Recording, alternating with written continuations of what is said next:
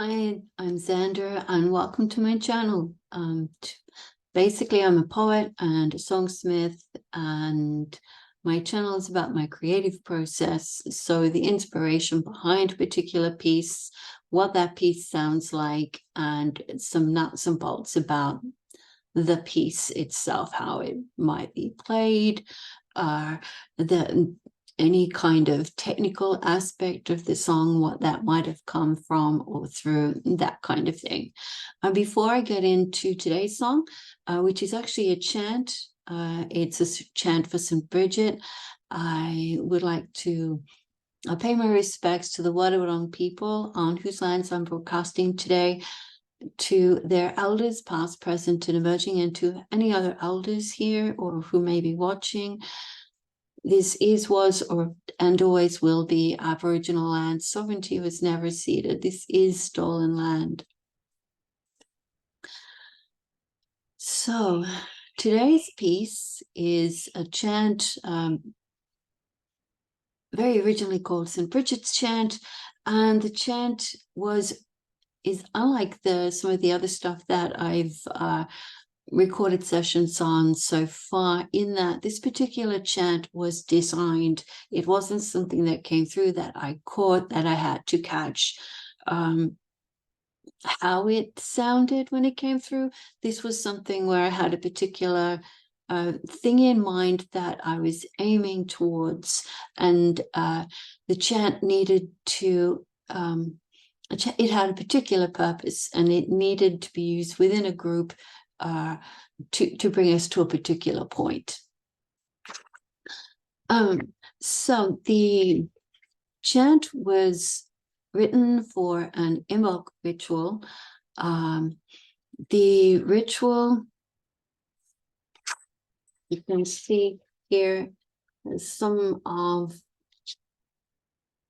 the notes taken for that particular ritual. It was a wildwood ritual, and it was via Zoom, and it was incorporating both the Northern Hemisphere and the Southern Hemisphere.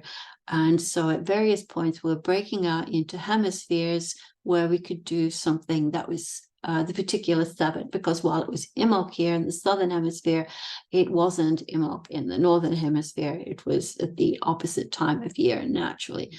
So we separated out, and then we came back together. And so this particular song had to come in at a point just after a trance journey where we travel out, we engage with St Brigid in trance form, and we have particular oracular, we have a particular interaction with Bridget that might give us particular messages and certain things that we could take on board.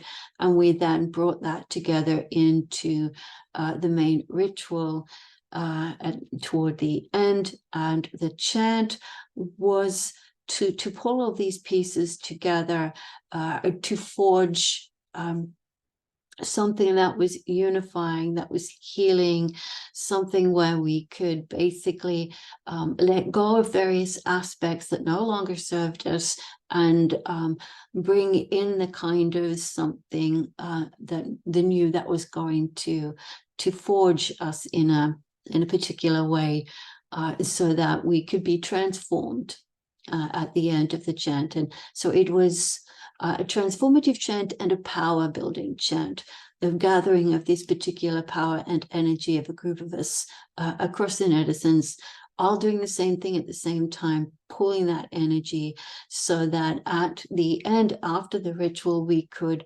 send that energy in a particular direction.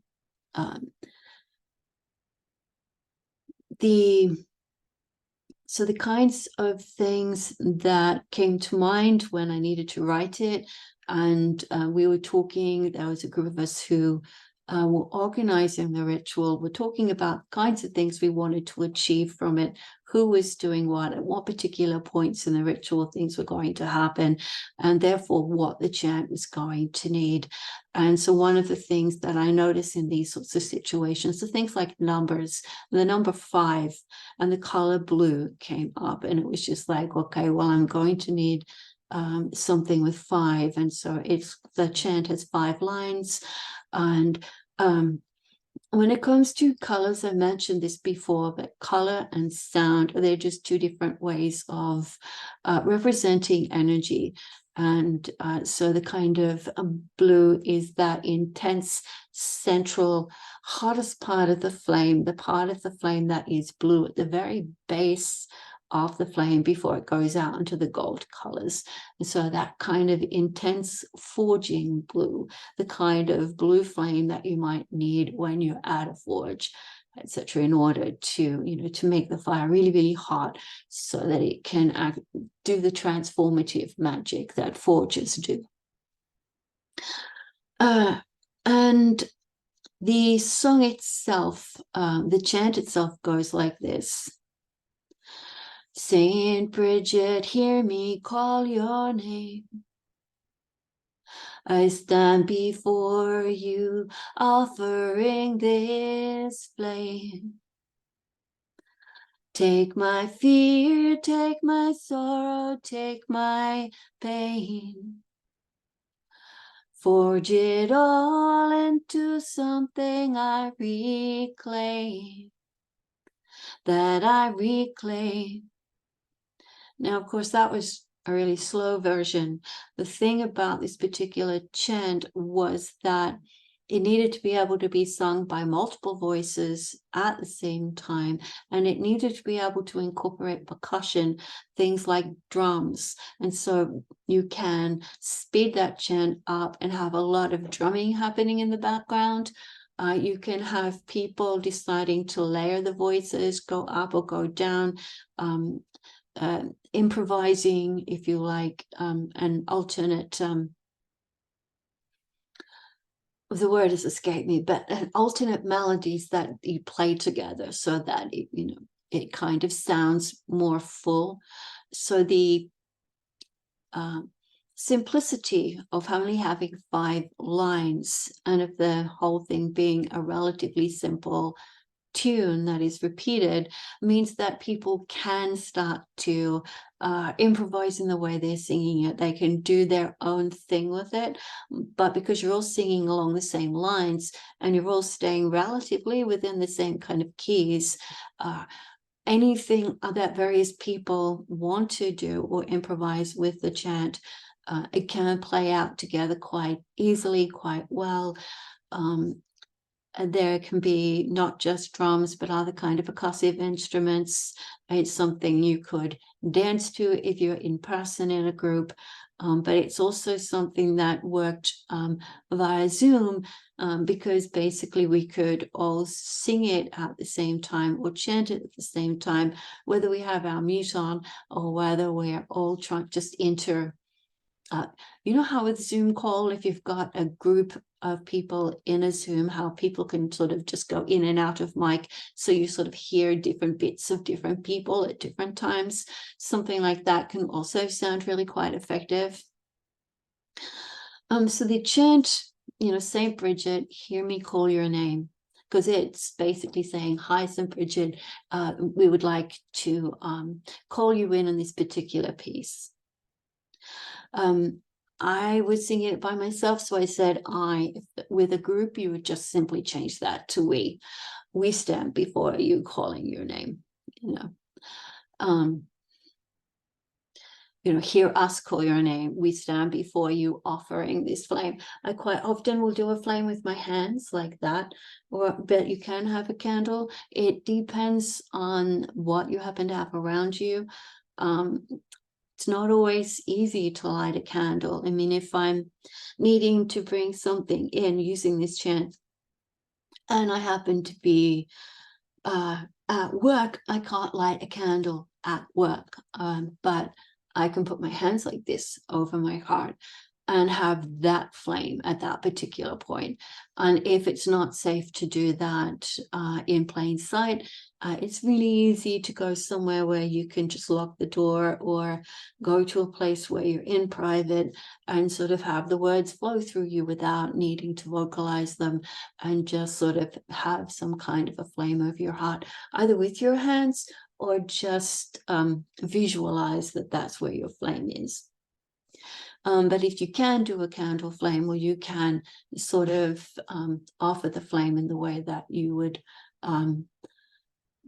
offer any kind of flame to an entity of any description.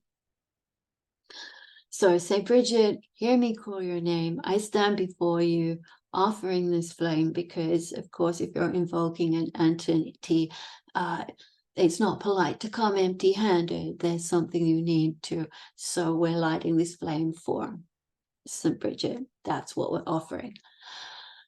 Take my fear, take my sorrow, take my pain, take all of these particular things which don't serve me anymore. There is so much happening in the world. There's so much sorrow. There's so much hate and anger, and it can be very crippling to have that constantly thrust on you. So take my sorrow, take my fear, take my pain, and forge it all, because St. Brigid, of course, is a smith, a poet, a healer, somebody who is a guardian of the ways, somebody who can guide you and forge and transform. So take all of these things that aren't serving me anymore and forge them into something that can serve me. I mean, when we talk about energy, energy doesn't stop. It just transforms from one thing to another thing. So we want to take these things that don't serve us. We want to transform that into something that does serve us, that we can take back. So we're not depleting ourselves. What we're doing is perhaps restoring a balance within ourselves. What we're doing is we're taking this stuff and just finding a way that we can replenish ourselves, where we can have some kind of a shield or something that we can use to renew our strength, to move out, to move where we need to, something that is healing, that is protecting, that is saning, because that's the kind of qualities that St. Brigid does bring in. She can heal, she protects, she sanes, all of these particular kinds of things. So we were bringing those in by doing this particular transformative chant. Just sort of trying to think if there was something else that needed to be said there. The chant I use a lot. I mean, it's on my blog. I'll put a link to the page in the description below this. It's something you could use for different kinds of traditions, different kinds of practices. It's a fairly generic chant in that particular way. And although it happened to be written for a wildwood chant, it's not like it could only ever be used for a wildwood chant. So there are a variety of different, for wildwood rituals, so there are a variety of different situations you might actually want to use it in. So that's the piece for today. I will think of what I might want to bring through for next time, in a week's time, which is Samhain here, or close enough to. So I'll leave you there, and I'll say farewell, and thanks for watching. Bye.